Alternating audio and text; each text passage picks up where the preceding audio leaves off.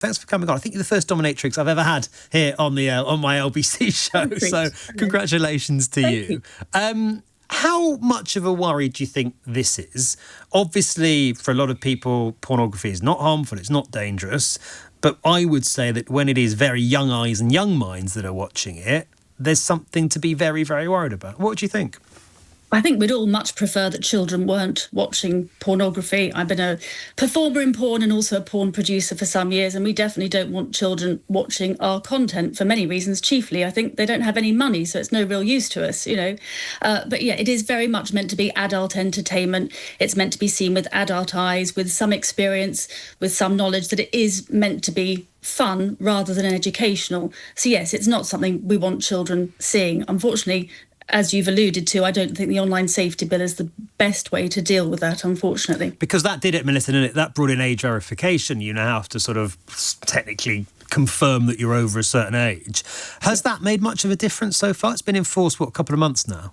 Yes, it's made a slight difference to me, I think, in that people are coming to me and wanting me to make pornography specifically for them because they simply don't trust the big organisations like Pornhub and Clips for Sale. They're coming to a content creator such as myself rather than a big firm. Well, that's fine if they're coming to me, but unfortunately, I think a lot of less splendid people are sort of rushing in to fill the void, perhaps, just as when we had prohibition in America, people didn't stop boozing. It's just a lot of gangsters rushed in to provide what people wanted. People aren't going to stop drinking. They're not going to stop wanting to see naked people doing dirty things with each other. So if I'm an 11-year-old boy or an 11-year-old girl, for that matter, or a 10-year-old, and I decide that I'm a bit curious and I want to Google your work, Melissa, or somebody else's in your industry, how easy would it be as an 11-year-old to find that?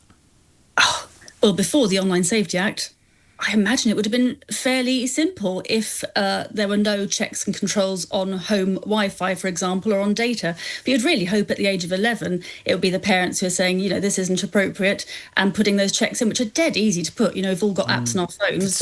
We know so many parents don't they? So if those checks aren't there, even since the Online Safety Act, would that child still be able to find something very adult very quickly, do you think?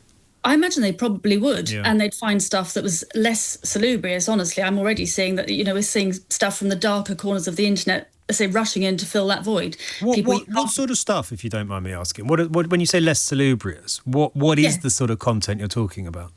Well, the sort of stuff that was widely available in Britain, for example, you couldn't show blood, you couldn't show people who were asleep, you couldn't show people who were unconscious or drunk. All those rules have been in place forever and a day. But in other parts of the globe, you can obviously show that stuff. God, that's really disturbing. That's sort of next level disturbing for me, because what we're talking about there, Melissa, is something that if it was enacted in real life, if it was copied in a real life situation, would almost certainly constitute rape.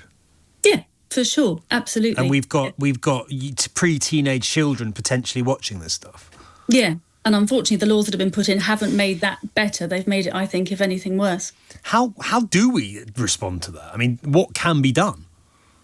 I think you have to look at much better sex education at a much earlier age, teaching children about consent. If you don't want to do something sexually, then obviously you shouldn't ever be forced into it.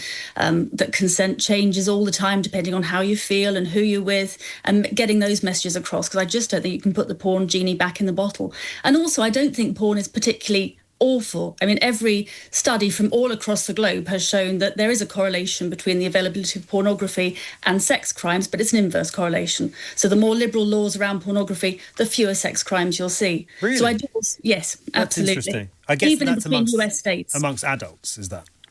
Yes. I've not done many studies around children. I think that is around adults. Yeah. Yes. So I do fear that you might see more sex crimes in a couple of years as a result of this. There was a case recently. It was I can't remember the age, but quite a young boy who had sort of started choking his girlfriend and basically said, "I that's what I saw online. I thought that's what women want," and that is not that's not the first time anecdotally I've heard that sort of thing, because porn, for all its faults and sort of and benefits and so on, it's not generally representative of normal day-to-day sort of relationships.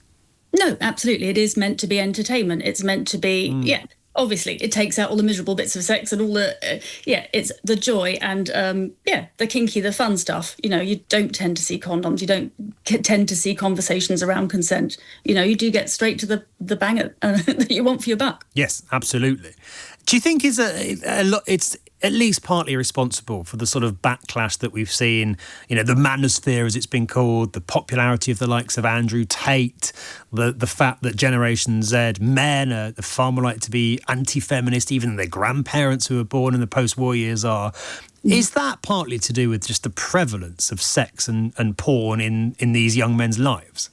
I really don't think you can blame porn for that. I really don't. I'd look to social media for that. And yes, people like Andrew Tate. But no, porn has always been around. Porn has led every technological advance probably since cave painting. I'm no expert, but I bet it was a cock and balls was the first thing anyone drew on a cave. It's always been there. That and a giraffe or something. Possibly, yeah. Heritage. So given what you just said then, Melissa, what do you make of my suggestion that until we can find a way to stop children accessing it, it should be banned for all of us? Oh, I think that's a terrible idea. Go on, why? Not only because, it's part of my livelihood, but I think it's a wonderful, joyous thing. I think sex is glorious and magnificent. I think, if anything, there should be less violence, but a ton more sex that we should all be watching. But some people say, I don't know, drugs or alcohol are wonderful, joyous things. It doesn't mean we should make them accessible to 11-year-olds. No, of course not. There absolutely should be checks. And, we should do whatever we possibly can to prevent 11-year-olds accessing this stuff. Of course. Do you think we actually can, though? Do you think that, we go around in circles about how we do it. Online safety doesn't work. Now we're talking about kind of stepping up age verification and so on. You said a minute ago, the genie's out the bottle. I just wonder if there is a way to actually stop children accessing it. I really can't see it. All the complaints I'm hearing are from my clients who are in their 60s and 70s who are absolutely terrified at the idea of giving their information, their passport, whatever, to porn companies. And I think they're completely right to be worried. But children, they're the most tech-savvy, hormonally driven people on the planet. They're always going to find a way around it, unfortunately. Is it getting more and more extreme? And not just the content that you were talking about that's coming in from other countries that would be illegal in the UK, but I'm thinking of the likes of Bonnie Blue and Lily Phillips and this kind of race to see who can have sex with the most men in Monday and the sort of stunts around it, the attention seeking around it. What are your thoughts on that, Melissa?